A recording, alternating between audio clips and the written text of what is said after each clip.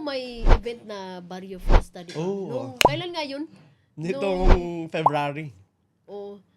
Pwede mo bang sabihin, nung nag-perform ka, paano ka nasali doon? Tsaka paano ka napili? Kasi nga, may mga artista doon eh.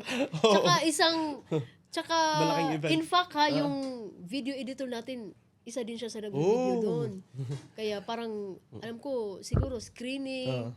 Paano ka pala napili doon na sumali doon sa Barrio Fiesta? Ako kasi ate, taong night market na ako eh, since nung dumating ako dito. So nagkaroon ako ng mga kaibigan na mga performer dito. So, yung isa kong sinalihan na singing contest, doon sa Murakabat, which is nag-close na ngayon.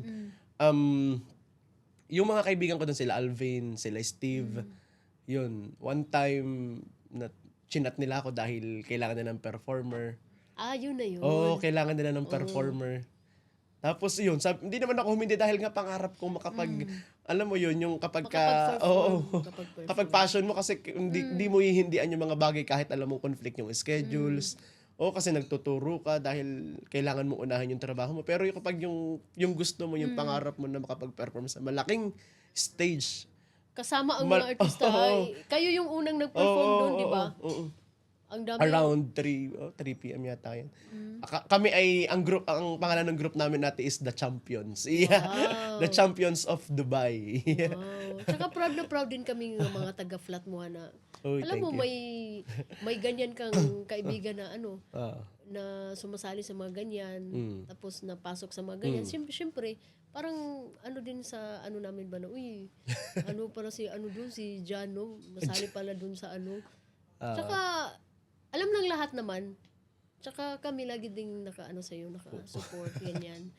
So, nung sumali ka na sa Barrio Fiesta, nalaman ng school nyo na sumali ka doon?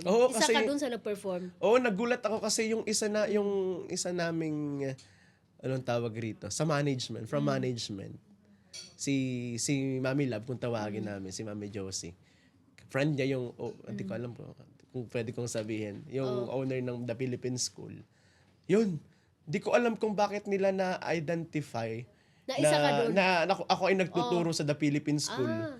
Dahil that time ko lang din nalaman na kilala pala ako. Then, siguro na-open nila Kuya Alvin na yun, na ako ay nagtuturo sa The Philippine School.